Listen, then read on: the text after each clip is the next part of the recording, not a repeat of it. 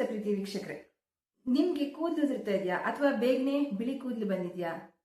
ಕಣ್ಣುಗಳು ಮಂಜಾಗಿದ್ದಾವೆ ಅಥವಾ ಕಣ್ಣು ಸರಿಯಾಗಿ ಕಾಣಿಸ್ತಾ ಇಲ್ಲ, ಕಣ್ಣು ತುಂಬಾ ಡಾರ್ಕ್ ಸರ್ಕಲ್ ಆಗಿ ವಯಸ್ಸಾದಾಗ ಕಾಣಿಸ್ತಾ ಇದೆ, ಆಮೇಲೆ ಚರ್ಮ ತುಂಬಾ ಯೆಲ್ಲೋಯಿಶ್ ಆಗಿದೆ, ಡಿಹೈಡ್ರೇಟ್ ಆದಂಗೆ ಯಾವಾಗೂ ಸುಕ್ಕಾಗಿ ಅನಿಸ್ತಾ ಇದೆ, ಥೈರಾಯ್ಡ್ ಪ್ರಾಬ್ಲಮ್ ಇದೆ, ಬೇಗ ಇದೆ, ಹಿಂಗೆ ಉಸಿರು ಎಳ್ದಂಗೆ ಆಗುತ್ತೆ, ಜಾಸ್ತಿ ಓಡಾಡಕ್ಕಾಗಲ್ಲ, ಸುಸ್ತು ಆಯಾಸ ಅನಿಸುತ್ತೆ, ಹೊಟ್ಟೆ ಸುಮ್ಮನೆ ಊದ್ಕೊಂಡಿದೆ ಅಥವಾ ತುಂಬಾ ಬೆನ್ನಿಗೆ ಅಂಟ್ಕೊಂಡಿದೆ, ಪೀರಿಯಡ್ಸ್ ಆಗ್ತಾ ಇದೆ ಆದರೆ ಸರಿಯಾಗಿ ಆಗ್ತಾ ಇಲ್ಲ, ತುಂಬಾ ಬ್ಲೀಡಿಂಗ್ ಇದೆ ಅಥವಾ ಬ್ಲೀಡಿಂಗೇ ಇಲ್ಲ, ಕಾಲೆಲ್ಲ ತುಂಬಾ ಸುಸ್ತು ಎಳ್ತಾ ಬರ್ತಾ ಇರುತ್ತೆ, ಯಾವುದು ಮಾಡೋದಕ್ಕೂ ಮನಸ್ಸಿಲ್ಲ, ಮೋಟಿವೇಶನ್ ಬರ್ತಾ ಇಲ್ಲ, ಏನ್ ಮಾಡಿದ್ರು ನನಗೆ ಆಗ್ತಾ ಇಲ್ಲ, ಈ ತರ ಹೋಪ್ಲೆಸ್ನೆಸ್ ಅನಿಸ್ತಾ ಇದೆಯಾ? ಹಾಗಿದ್ರೆ ಇವತ್ತಿನ ಸಂಚಿಕೆ ನಿಮ್ಗೋಸ್ಕರ. ಇದು ಜೀವನ ಪ್ರಣತಿ ವಾಹಿನಿ. ನಾನು ನಿಮ್ಮ ಪ್ರೀತಿಯ ಲೈಫ್ ಕೋಚ್ ಶೀಲಾ ಭಟ್. ನಾನು ಇಲ್ಲಿ ನಿಮ್ಗೆ ಜೀವನಕ್ಕೆ ಉಪಯುಕ್ತವಾಗುವಂತಹ ನನ್ನ ಜೀವನದ ಅನುಭವ, ಅಧ್ಯಯನ, ದೃಷ್ಟಿಕೋನ ಇವುಗಳಿಂದ ನನ್ನ ಲೈಫಲ್ಲಿ ನಾನು ತುಂಬಾ ಉತ್ತಮ ಪಡಿಸ್ಕೊಳ್ತಾ ಬಂದಿದ್ದೀನಿ. ಅದನ್ನೇ ನಾನು ನಿಮ್ಗಿಲ್ಲಿ ಹೇಳ್ಕೊಡ್ತೀನಿ. ಅದು ನಿಮ್ಮ ಜೀವನಕ್ಕೂ ತುಂಬಾ ಉಪಯುಕ್ತವಾಗಿರುತ್ತೆ. ಅದರಿಂದ ಪೂರ್ತಿಯಾಗಿ ನೋಡಿ, ಅದ್ರ ಉಪಯೋಗ ತೆಗೆದುಕೊಳ್ಳಿ. ಇಷ್ಟ ಆದಾಗ ಲೈಕ್ ಮಾಡಿ, ಬೇರೆಯವರಿಗೆ ಶೇರ್ ಮಾಡಿ, ವಾಹಿನಿಗೆ ತಪ್ಪದೆ ಸಬ್ಸ್ಕ್ರೈಬ್ ಮಾಡ್ಕೊಳ್ಳಿ.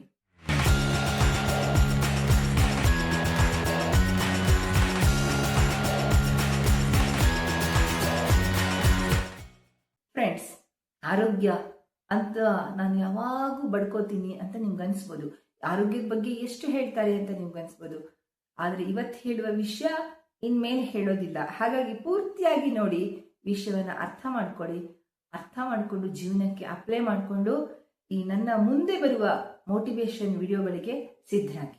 ಈ ಆರೋಗ್ಯ ಅನ್ನೋದಿದೆಯಲ್ಲ, ಅದು ದೊಡ್ಡ ಸೌಭಾಗ್ಯ. ಈ ಆರೋಗ್ಯ ಇಲ್ಲ ಅಂತಂದ್ರೆ ನೀವು ಎಷ್ಟೇ ಮೋಟಿವೇಶನ್ ಸ್ಪೀಚ್ ಕೇಳಲಿ, ಏನೇ ನೀವು ಪಂಪ್ ಹಾಕಿ ಸುತ್ತಮುತ್ತಲಿರೋರೆಲ್ಲ ಬೈಲಿ ಹೊಗಳ್ಳಿ, ಏನೇ ಮಾಡಿದ್ರು ಆ ವ್ಯಕ್ತಿಗೆ ಏನನ್ನು ಸಾಧಿಸುವ ಮನಸ್ಸು ಬರೋದಿಲ್ಲ. ಇದು ನನ್ನದೇ ಅನುಭವ. ಅದ್ರ ಬಗ್ಗೆ ನಾನು ಕೊನೆಯಲ್ಲಿ ಹೇಳ್ತೀನಿ. ಫಸ್ಟ್ ತಿಳ್ಕೊಳ್ಳಿ, ನಮ್ಮ ದೇಶದಲ್ಲಿ, ನಾನು ಹೇಳ್ತಾ ಇಲ್ಲ, ನಮ್ಮ ದೇಶದ ಕೌಟುಂಬಿಕ ಆರೋಗ್ಯ ಸಂಸ್ಥೆ ಏನಿದೆ ಅದು ಸರ್ವೆ ಮಾಡಿದೆ. ಅದರ ಪ್ರಕಾರ 49% ಜನಸಂಖ್ಯೆಯ ಮಹಿಳೆಯರಲ್ಲಿ ರಕ್ತಹೀನತೆಯ ತೊಂದರೆ ಇದೆ. ಪುರುಷರಲ್ಲಿ 27% ವರೆಗೆ ಈ ರಕ್ತಹೀನತೆ ಇದೆ.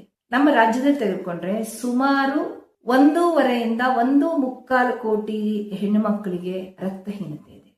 ಗಂಡಸರಿಗೆ 75 ಲಕ್ಷದಿಂದ 80 ಲಕ್ಷ ಜನರು ಈ ರಕ್ತಹೀನತೆಯಿಂದ ಬಳಲ್ತಾ ಇದ್ದಾರೆ. ಹಾಗೆ ದೇಶದಲ್ಲಿ ತೆಗೆದುಕೊಂಡ್ರೆ 35 ಕೋಟಿಯಷ್ಟು ಭಾರತೀಯ ಮಹಿಳೆಯರು ರಕ್ತಹೀನತೆಯಿಂದ ಬಳಲ್ತಾ ಇದ್ದಾರೆ. ಪುರುಷರು 18 ರಿಂದ 20 ಕೋಟಿ. ಅಂದ್ರೆ ನಮ್ಮ ದೇಶದ ಬಹು ಸಂಖ್ಯಾತ ಈ ಸಂಪನ್ಮೂಲ ಇದೆಯಲ್ಲ, ಆ ಜನಸಂಖ್ಯೆಯ ಸಂಪನ್ಮೂಲ ತುಂಬಾ ವೀಕ್ ಆಗಿ ಹೆಸರಿಗೆ ಮಾತ್ರ ಇದೆ, ಅದು ಪ್ರೊಡಕ್ಟಿವ್ ಆಗಿಲ್ಲ. ಯಾಕೆ ಅಂದ್ರೆ ರಕ್ತಹೀನತೆ.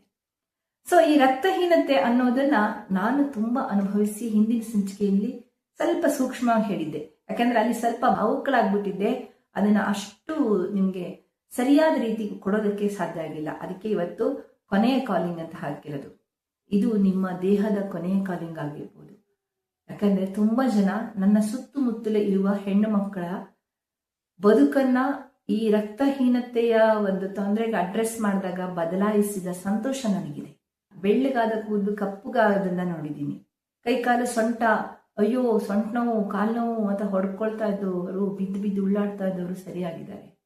ತಲೆನೋವು ಅಂತ ವಾಮಿಟ್ ಮಾಡ್ತಾ ಇದ್ದವರು, ತಲೆನೋವು ಅಂತ ಬಡಿತಾ ಹೋಗ್ತಾ ಇದ್ದವರು, ಅವರು ಕೂಡ ಆರಾಮಾಗಿದ್ದಾರೆ. ಹಾಗೆ ಪದೇ ಹುಷಾರ್ ತಪ್ಪೋದು, ಇದೆಲ್ಲ ಕಡಿಮೆ ಆಗಿದೆ. ಇದನ್ನೆಲ್ಲ ನಾನು ನಿಮ್ಗೆ ಯಾಕೆ ಹೇಳ್ತಿದ್ದೀನಿ ಅಂದ್ರೆ, ಒಬ್ಬ ವೈದ್ಯರಾಗಿ ಅಲ್ಲ, ಹಳೆ ರೋಗಿಯಾಗಿ ಹೇಳ್ತೀನಿ ಅನ್ನೋದನ್ನ ನಾನು ಸಂಚಿಕೆಯಲ್ಲಿ ಸ್ಪಷ್ಟಪಡಿಸ್ತಾನೆ ಬರ್ತಾ ಇದ್ದೀನಿ. ನಾನು ಯಾವುದೇ ಸುಮ್ಮನೆ ಟಿಪ್ಗಳನ್ನ ನಾನಿಲ್ಲಿ ಕೊಡೋದಿಲ್ಲ, ವೈದ್ಯರಾಗಿ ಯಾವುದೇ ಔಷಧಗಳನ್ನ ಸಜೆಸ್ಟ್ ಮಾಡೋದಿಲ್ಲ. ಆದ್ರೆ ನಿಮ್ಗೆ ಜೀವನದಲ್ಲಿ ಏನಾದ್ರೂ ಸಾಧಿಸ್ಬೇಕು, ನೀವು ಎಲ್ಲರಂತೆ 4 ಜನರಂತೆ ಸಹಿ ಅನ್ಸ್ಕೊಂಡು ಬದುಕಲ್ಲಿ ಬಾಳಬೇಕು ಅನ್ನುವ ಆಶಯ ನಂದು. ಅದಕ್ಕೆ ನಾನು ಹೇಳ್ತೀನಿ ನಿಮ್ಗೆ, ಈಗ ನಾನು ಮೊದಲೇ ಹೇಳಿದ್ನಲ್ಲ, ಯಾವುದೇ ಲಕ್ಷಣಗಳನ್ನ ನೀವು ನೋಡಿದ ತಕ್ಷಣ ಫಸ್ಟ್ ವೈದ್ಯರಲ್ಲಿ ಹೋಗಿ ಅವರ ಶಿಫಾರಸ್ಸಿಗೆ ಮೇರೆಗೆ CBC ಕೌಂಟ್ ಅಂತ ಬರುತ್ತೆ, HB ಲೆವೆಲ್ ಎಲ್ಲ ನೋಡ್ತಾರೆ. ಅಂದರೆ haemoglobin, iron, vitamin B12, D3 ಇದೆಲ್ಲ ಪರೀಕ್ಷೆಯನ್ನ ಮಾಡಿಸ್ಕೊಳ್ಳಿ. ನಿಮಗೆ ಯೂಸ್ವಲಿ ಈ ಹಳ್ಳಿಗಳಲ್ಲಿ ಅಥವಾ ಈ ನಗರಕ್ಕೆ ಹತ್ತಿರ ಇರುವ ಪಟ್ಟಣಗಳಲ್ಲಿ ಇದೆಲ್ಲ ವ್ಯವಸ್ಥೆ ತುಂಬಾ ಕಾಸ್ಟ್ಲಿ ಆಗಿರುತ್ತೆ. ಆದ್ರಿಂದ ನಿಮ್ಮ ಹತ್ತಿರದವರು ಯಾರಾದ್ರೂ ಬೆಂಗಳೂರಲ್ಲಿದ್ರೆ ಅಲ್ಲಿ ತುಂಬಾ ಕಡಿಮೆ ಅಫೋರ್ಡೆಬಲ್ ರೇಟಲ್ಲಿ ನಿಮಗೆ ಈ ರಕ್ತ ಪರೀಕ್ಷೆಗಳನ್ನ ಮಾಡಿಸ್ಕೊಡ್ತಾರೆ. ಸೊ ನೀವು ಅಲ್ಲಿಗೆ ಬಂದು ಸಹಿತ ನಿಮ್ಮ ರಕ್ತ ಪರಿಶೀಲನೆಯನ್ನ ಫಸ್ಟ್ ಮಾಡಿಸ್ಬೇಕು. ಯಾಕೆ ಮಾಡಿಸ್ಬೇಕು, ಏನು ಅವಶ್ಯಕತೆ ಇದೆ ಅಂದ್ರೆ, ನಮ್ಮ ದೇಶದಲ್ಲಿ ಥಲಿಸೀಮಿಯಾ ಅನ್ನುವ ಒಂದು ಜೆನೆಟಿಕಲ್ ಅನಿಮಿಯಾ ಇದೆ. ಅನಿಮಿಯಾ ಅನ್ನೋಕ್ಕಿಂತ ಅದನ್ನು ಒಂದು ರಕ್ತದ ಕೊರತೆಯ ತೊಂದರೆ. ಈ ತೊಂದರೆ ನಮ್ಮ ದೇಶದಲ್ಲಿ ಅತಿ ಹೆಚ್ಚಾಗಿದೆ. ಈ ತೊಂದರೆಗೆ ನೀವು ರಕ್ತ ಕಡಿಮೆ ಆಗಿದೆ ಅಂತ ಅಂದ್ಕೊಂಡು ನೀವು ಐರನ್ ಸಪ್ಲಿಮೆಂಟ್ ಅನ್ನ ತಗೊಳ್ಕೊಳ್ಳೋದು ಅಥವಾ ರಕ್ತ ವೃದ್ಧಿ ಆಗಲಿ ಅಂತ ಕಬ್ಬಿಣಾಂಶ ಇರುವ ಹೆಚ್ಚು ಆಹಾರವನ್ನ ಸೇವಿಸಿದ್ರೆ ಅದು ರಕ್ತ ವೃದ್ಧಿಯ ಜೊತೆಗೆ ಜೀವಾಂತಿಕವೂ ಆಗಬಹುದು. ಇದನ್ನ ಅಂಡರ್ಲೈನ್ ಮಾಡ್ಕೊಳ್ಳಿ. ಅದಕ್ಕೋಸ್ಕರ ನೀವು ಮೊಟ್ಟ ಮೊದಲನೇದಾಗಿ ರಕ್ತ ಪರೀಕ್ಷೆ ಮಾಡಿಸ್ಕೋಬೇಕು. ರಕ್ತ ಪರೀಕ್ಷೆ ಮಾಡಿಸಿದಾಗ ನಿಮ್ಗೆ ಥಲಿಸೀಮಿಯಾ ಇಲ್ಲ ಅಂದ್ರೆ ಚಿಕ್ಕವು ತುಂಬಾ ಇರ್ತವೆ, ಇರ್ಬೇಕಾಗಿದ್ದಕ್ಕಿಂತ ಜಾಸ್ತಿ ಇರ್ತವೆ. ಸೊ ಇದೆಲ್ಲ ಯಾಕಾಗುತ್ತೆ ಅಂದ್ರೆ ಥಲಿಸೀಮಿಯಾ ಇದರಲ್ಲಿ ರಕ್ತ ಕಣ ಅಂದ್ರೆ ಬರೀ ರಕ್ತ ಕಣ ಆಗಿರೋದಿಲ್ಲ, ಅದರಲ್ಲಿ ಐರನ್ ಇರುತ್ತೆ, ಕಬ್ಬಿಣಾಂಶ ಇರುತ್ತೆ, ಫೋಲಿಕ್ ಆಸಿಡ್ ಇರುತ್ತೆ, B12 ಇರುತ್ತೆ. ಸೊ ಆಕ್ಸಿಜನ್ ಅನ್ನ ತೆಗೆದುಕೊಂಡು ಹೋಗುವ ಎಲ್ಲ ಮಾಧ್ಯಮಗಳು ಅಲ್ಲಿರ್ತವೆ. ಅದು ಸರಿಯಾದ ರೀತಿಯಲ್ಲಿ ರೂಪುಗೊಂಡಿರಬೇಕು. ಹೀಗೆ ರೂಪುಗೊಂಡಿರದೇ ಇರುವಂತಹ ಸನ್ನಿವೇಶ ನಮ್ಮ ದೇಶದಲ್ಲಿ ಜೆನೆಟಿಕ್ಲಿ ಅಂದ್ರೆ ವಂಶಾವಳಿಯಲ್ಲಿ ಬರುವ ಸಾಧ್ಯತೆ ಹೆಚ್ಚಿದೆ. ಈ ವಂಶಾವಳಿಯಲ್ಲಿ ಬರುವ ಸಾಧ್ಯತೆ ಹೆಚ್ಚಿರುವ ಈ ಒಂದು ತೊಂದರೆ ನಿಮ್ಗಿದ್ಯಾ, ಅದನ್ನ ನೀವು ಪರೀಕ್ಷೆ ಮಾಡಿಸ್ಕೊಳ್ಳಿ. ಅದಾದ್ಮೇಲೆ ಅದಿಲ್ಲ ಅಂತ ಅಂದ್ರೆ ನೀವು ನಾನೀಗ ಹೇಳುವುದನ್ನ ಕೇಳಿಸ್ಕೊಳ್ಳಿ. ಇದರಿಂದ ನೀವು ಪಾಲಿಸಿದಾಗ ನಿಮ್ಮ ರಕ್ತದಲ್ಲಿ ಹಿಮೋಗ್ಲೋಬಿನ್ ಇದು ಜಾಸ್ತಿ ಆಗುತ್ತೆ, HB ಲೆವೆಲ್ ಜಾಸ್ತಿ ಆಗುತ್ತೆ. ಅವಾಗ ನೀವು ಸಹಜವಾಗಿ ಆರೋಗ್ಯವಂತರಾಗ್ತೀರ. ಅಂದ್ರೆ ರಕ್ತದಲ್ಲಿ ಹಿಮೋಗ್ಲೋಬಿನ್ ಹೆಚ್ಚು ಮಾಡುವಂತಹ, ಕಬ್ಬಿಣಾಂಶ ಹೆಚ್ಚು ಇರುವಂತಹ ತರಕಾರಿಗಳು, ಸೊಪ್ಪುಗಳು ಇದೆಲ್ಲ ನಿಮ್ಗೆ ಬೇಕಾದಷ್ಟು ಸಿಗ್ತವೆ. ಡಾಕ್ಟರ್ಗಳು ಹೇಳ್ತಾರೆ ಹಾಗಲಕಾಯಿ ತಿನ್ನಿ, ನುಗ್ಗೆ ಸೊಪ್ಪು ತಿನ್ನಿ, ತುಂಬಾ ತರಕಾರಿಗಳು ಇದರಲ್ಲೇ ಎಲ್ಲ, ಖರ್ಜೂರ ತಿನ್ನಿ, ಒಣ ಹಣ್ಣುಗಳು ತಿನ್ನಿ. ಸೊ ಈ ರಕ್ತ ವೃದ್ಧಿ ಮಾಡೋದಕ್ಕೆ ನಿಮ್ಗೆ ತುಂಬಾ ಟಿಪ್ಸ್ಗಳು ಸಿಗ್ತವೆ.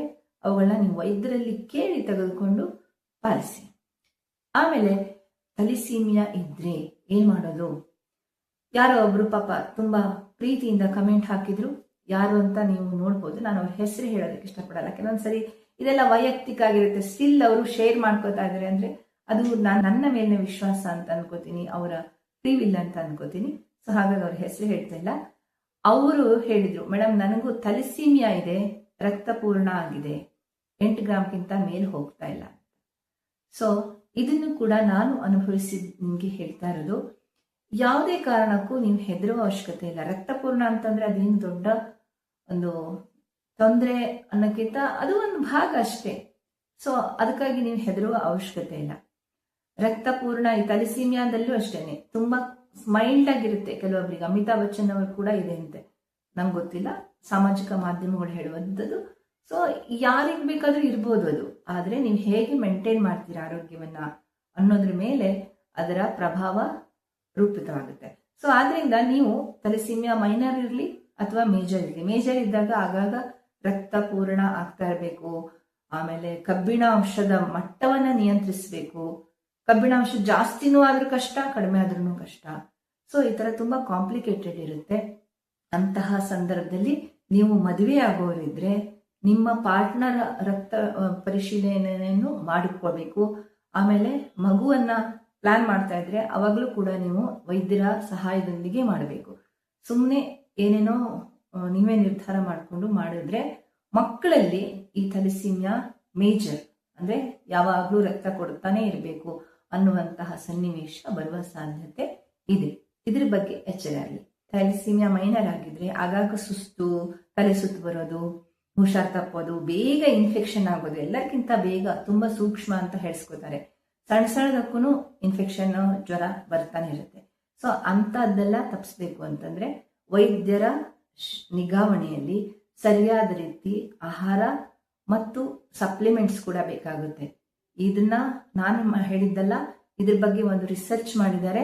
ಯಾರಿಗೆ ಈ ಥ್ಯಾಲಿಸೀಮಿಯಾ ಮೈನರ್ ಇದ್ದು ಹಿಮೋಗ್ಲೋಬಿನ್ ಕಡಿಮೆ ಇರುತ್ತೆ, ಈ ಹಿಮೋಗ್ಲೋಬಿನ್ ಜಾಸ್ತಿ ಕೊಟ್ಬಿಟ್ರೆ ರಕ್ತದ ಹೃದಯಕ್ಕೆಲ್ಲ ಜಾಸ್ತಿ ಕಬ್ಬಿಣಾಂಶ ಅಂದ್ರೆ ಐರನ್ ಹೆಚ್ಚಾಗ್ಬಿಟ್ಟು ಅದು ಜೀವಂತಕ್ಕೂ ಆಗ್ಬೋದು, ಪ್ರಾಣಾಂತಿಕವೂ ಆಗ್ಬೋದು. ಹಾಗಾಗಿ ಡಾಕ್ಟರ್ ಸಜೆಷನ್ ಕೊಡಲ್ಲ ಅಥವಾ ಸಪ್ಲಿಮೆಂಟ್ ಕೊಡೋದಿಲ್ಲ. ಆದರೆ ಇವಾಗ ಬಂದಿರೋ ಇದ್ರ ಪ್ರಕಾರ, ಅಧ್ಯಯನದ ಪ್ರಕಾರ, ಅಂಥವರಿಗೂ ಸಪ್ಲಿಮೆಂಟ್ಸು ಮತ್ತೆ ಸರಿಯಾದ ರೀತಿ ಮಾರ್ಗದರ್ಶನದಲ್ಲಿ ಈ ಕಬ್ಬಿಣಾಂಶದ ಆಹಾರ ಸೇವನೆ ರೂಢಿಯಾದ್ರೆ ಅವರು ಕೂಡ ಈ ಹಿಮೋಗ್ಲೋಬಿನ್ ಹೆಚ್ಚು ಮಾಡಿಕೊಂಡು ಥ್ಯಾಲಿಸೀಮಿಯಾ ಮೈನರ್ ಜೊತೆ ಹೋರಾಡಿಕೊಂಡು ಚೆನ್ನಾಗಿ ಬದುಕಬಹುದು. ಇದು ಬಹಳ ಮುಖ್ಯವಾದ ಅಂಶ.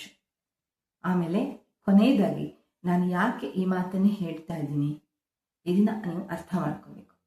ನಾನು ಸಣ್ಣ ವಯಸ್ಸಿನಲ್ಲಿ ಅತಿಯಾದ ಕೆಲಸವನ್ನ ಮಾಡ್ತಾ ಇದ್ದೆ.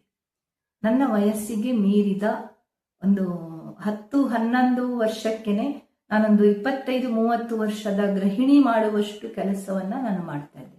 ಜೊತೆಗೆ ಓದು, ವಿದ್ಯಾಭ್ಯಾಸ, ಆಟ ಓಟ ಅದೆಲ್ಲದರಲ್ಲೂ ತುಂಬಾ ಮುಂದೆ ಇದ್ದೆ, ಜೋರಾಗೋಯ್ತೆ. ಆದರೆ ಯಾವಾಗ್ಲೂ ಹುಷಾರು ತಪ್ತಾ ಇತ್ತು. ಹೇಳಿದ್ದೆ ಹಿಂದಿನ ಸಂಚಿಕೆಯಲ್ಲಿ ಅದಾಗ್ತಾ ಇತ್ತು. ಬಟ್ ಇದ್ರ ಮೀರಿ ಒಂದು ತೊಂದರೆ ಇತ್ತು. ಏನಂದ್ರೆ ತುಂಬಾ ಸ್ಲೋ ಆಗಿ ಕೆಲಸ ಮಾಡ್ತಾಳೆ, ತುಂಬಾ ನಿಧಾನಕ್ಕೆ ಮಾಡ್ತಾಳೆ, ತುಂಬಾ ಟೈಮ್ ತಗೋತಾಳೆ, ಈ ತರ ಎಲ್ಲ ತುಂಬಾ ಕಂಪ್ಲೇಂಟ್ ಇತ್ತು. ಅದಕ್ಕೆ ತುಂಬಾ ಹಿಂಸೆ ಅನುಭವಿಸಿದ್ದೀನಿ ಮಾನಸಿಕವಾಗಿ, ಮಾತುಗಳ ಮೂಲಕ. ಆ ಒಂದು ನೋವು ನನಗೆ ಇದೆ. ಆ ನೋವು ಯಾರಿಗೂ ಬರಬಾರ್ದು ಅಂತ ನನ್ನ ಕಳಕಳಿ. ಯಾಕೆ ಅಂದ್ರೆ ಈ ಜಗತ್ತಿನಲ್ಲಿ ನಾವು ಬೇರೆಯವ್ರಿಗೆ ತುಂಬಾ ಮಾತುಗಳನ್ನು ಆಡ್ಬಿಡ್ತೀವಿ, ಆದ್ರೆ ನಾವೇ ಅನುಭವಿಸುವಾಗ ನಮ್ಗೆ ಗೊತ್ತಾಗುತ್ತೆ. ಹಾಗಾಗಿ ಬೇರೆಯವರ ಮಾತುಗಳ ಬಗ್ಗೆ ತಲೆ ಕೆಡಿಸ್ಕೊಳ್ದೇನೆ ನೀವು ಈ ತರ ಯಾವ್ದಾದ್ರು ಹ್ಯೂಮಿಲಿಯೇಷನ್ ಅಂದ್ರೆ ನಿಧಾನವಾಗಿ ಕೆಲಸ ಮಾಡ್ತೀಯಾ, ಅವ್ರು ಕೆಲಸ ಮಾಡಿಲ್ಲ ಅಂದ್ರೂ ಪರವಾಗಿಲ್ಲ, ಇವ್ರು ಹೇಳ್ತಾನೆ ಇರ್ತಾರೆ, ತಾವೇ ಕೆಲಸ ಮಾಡೋದಿಲ್ಲ, ಆದ್ರೆ ಬೇರೆಯವ್ರಿಗೆ ಚೆನ್ನಾಗಿ ಹೇಳ್ತಾ ಇರ್ತಾರೆ, ನೀನ್ ನಿಧಾನಕ್ಕೆ ಮಾಡ್ತೀಯಾ, ದಡ್ಡ ಜಬ್ಬ ಈ ತರ ಹೇಳ್ತಾ ಇರ್ತಾರೆ. ಸೊ ಅದರಿಂದ ವಿಚಲಿತರಾಗಬೇಕಾಗಿಲ್ಲ. ಬದಲಿಗೆ ನಿಮ್ಮನ್ನ ನೀವು ಇಂಟ್ರೋಸ್ಪೆಕ್ಟ್ ಮಾಡಿಕೊಂಡು ಈ ತರ ರಕ್ತಹೀನತೆ ಏನಾದ್ರೂ ನಿಮ್ಗಿದ್ಯಾ, ನಿಮ್ಮ ಆರೋಗ್ಯದಲ್ಲಿ ಏನಾದ್ರೂ ತೊಂದರೆ ಇದೆಯಾ ಅಂತ ಪರೀಕ್ಷೆ ಮಾಡಿಕೊಳ್ಳಬೇಕಾದ ಆತ್ಮಾವಲೋಕನ ಮಾಡ್ಕೊಳ್ಳಿ. ಬೇಜಾರು ಮಾಡ್ಕೊಳ್ಳೋ ಬದಲು ಹೀಗೆ ತೆಗೆದುಕೊಳ್ಳಿ. ನಾನು ಕೂಡ ಹಾಗೆ ತೆಗೆದುಕೊಂಡು ನೋಡಿದಾಗ ನನ್ನಲ್ಲಿ ಏನು ತೊಂದರೆ ಇದೆ ಅನ್ನೋದು ಅರ್ಥ ಆಗಿ ಅದನ್ನ ಲೈಫಲ್ಲಿ ಅಪ್ಲೈ ಮಾಡಿಬಿಟ್ಟು ನಾನು ಹಿಂದಿನ ಸಂಚಿಕೆಯನ್ನ ಮಾಡಿದ್ದೀನಿ. 8 ಗ್ರಾಮಿಂದ 11 ಗ್ರಾಮ್ಗೆ ಹೇಗೆ ಬಂದೆ ಅಂತ. ಸೊ ಈ ಒಂದು ನಿರಂತರವಾದ ಅಧ್ಯಯನ, ಅಳವಡಿಕೆ ಮತ್ತು ಜೀವನವನ್ನು ಉತ್ತಮಗೊಳಿಸುವ ಈ ಪಯಣ ಇದೆಯಲ್ಲ, ಅದು ನಿಮ್ಮ ಜೊತೆಗೆ ಹಂಚ್ಕೊಳ್ತಾ ಹೋಗ್ತಾ ಇರುತ್ತೆ. ಸೊ ಇದರ ನಂತರ ನಾನು ತುಂಬಾ ಅತ್ಯುತ್ತಮವಾದ ಜೀವನಕ್ಕೆ ಉಪಯುಕ್ತವಾದ ತುಂಬಾ ಮಾಹಿತಿಯನ್ನ ಕೊಡ್ತೀನಿ. ಅದನ್ನ ಉಪಯೋಗಿಸ್ಕೊಳ್ಳಿ, ಖುಷಿಯಾಗಿರಿ. ಇವತ್ತಿನ ಈ ಸಂಚಿಕೆಯನ್ನ ಗಂಭೀರವಾಗಿ ಪರಿಗಣಿಸಿ. ಇದು ನಾನು ರಕ್ತಹೀನತೆಯ ಬಗ್ಗೆ ಬಹುಶಃ ಈಗ ಸದ್ಯ ಯಾವತ್ತೂ ಈ ತರ ಒಂದು ಸಂಚಿಕೆಯನ್ನು ಮಾಡೋದಿಲ್ಲ. ಮುಂದಿನ ದಿನಗಳಲ್ಲಿ ಮಾಡ್ಬೋದು, ಆದ್ರೆ ಈಗ ಸದ್ಯ 1-2 ವರ್ಷದಲ್ಲಿ ನಾನು ಮಾಡೋದಿಲ್ಲ. ಹಾಗಾಗಿ ಇದು ಕೊನೆಯ ಕಾಲ್. ನೀವು ಈಗಲೇ ಎಚ್ಚೆತ್ಕೊಂಡು ಬದಲಾವಣೆ ಮಾಡಿಕೊಂಡ್ರೆ ನಿಮ್ಮ ಜೀವನದಲ್ಲಿ ಒಳ್ಳೆ ಮೋಟಿವೇಶನ್ ಬರುತ್ತೆ, ನೀವು ಏನಾದರೂ ಸಾಧಿಸ್ತೀರಾ. ಎಸ್, ಇಲ್ಲಿ ಕೊನೆಯ ಮಾತು. ನಾನು ಯಾಕೆ ಮಧ್ಯಾಹ್ನ 1 ಗಂಟೆಯ ಆ ಒಂದು ಲೈವ್ನ ಕ್ಯಾನ್ಸಲ್ ಮಾಡಿದ್ದೀನಿ ಅಂತ ಒಂದು ಮಾತು ಹೇಳ್ಬಿಡ್ತೀನಿ. ಇಲ್ಲಿ ನೀವು ಒಂದು ಗಮನಿಸಬೇಕು, ನಾನು ಮೋಟಿವೇಶನ್ನ ಕಳೆದುಕೊಂಡು ಏನು ಗೊತ್ತು ಗುರಿ ಇಲ್ಲದ ಹಾಗಿದ್ದವಳು ಗೊತ್ತು ಗುರಿಯನ್ನ ತೆಗೆದುಕೊಂಡು ಬರುವ ಈ ಪಯಣ ಇದೆಯಲ್ಲ, ಅದನ್ನ ನಾನು ನಿಮ್ಗೆ ಹಂಚ್ಕೋಬೇಕಿತ್ತು. ಅದನ್ನ ನನ್ನೊಳಗೆ ನಾನು ಅಳವಡಿಸ್ಕೊಂಡು ನಿಮ್ಗೆ ಹೇಳ್ಬೇಕಿತ್ತು. ಅದೆಲ್ಲ ಅಳವಡಿಸ್ಕೊಳ್ಳುವ ಈ ಪ್ರಕ್ರಿಯೆಯಲ್ಲಿ ತುಂಬಾ ದಿನ ಆಯ್ತು. ಸಾರಿ. ಇನ್ನು ಮುಂದೆ ಲೈವ್ ಬರ್ತೀನಿ, ಅದಕ್ಕೂ ಕೂಡ ಸಿದ್ಧರಾಗಿರಿ. ಆ ಒಂದು ಸಂಚಿಕೆಗಳ ಉಪಯೋಗವನ್ನ ತೆಗೆದುಕೊಳ್ಳಿ. ಇಷ್ಟ ಆಯ್ತಾ ಇವತ್ತಿನ ಸಂಚಿಕೆ? ಹಾಗಿದ್ರೆ ಲೈಕ್ ಮಾಡಿ, ಬೇರೆಯವರಿಗೆ ಶೇರ್ ಮಾಡಿ, ವಾಹಿನಿಗೆ ತಪ್ಪದೆ ಸಬ್ಸ್ಕ್ರೈಬ್ ಮಾಡ್ಕೊಳ್ಳಿ. ಸಿಗ್ತೀನಿ ಮುಂದಿನ ಸಂಚಿಕೆಯಲ್ಲಿ. ಎಲ್ಲರಿಗೂ ಒಳ್ಳೇದಾಗ್ಲಿ, ಖುಷಿಯಾಗ್ಲಿ.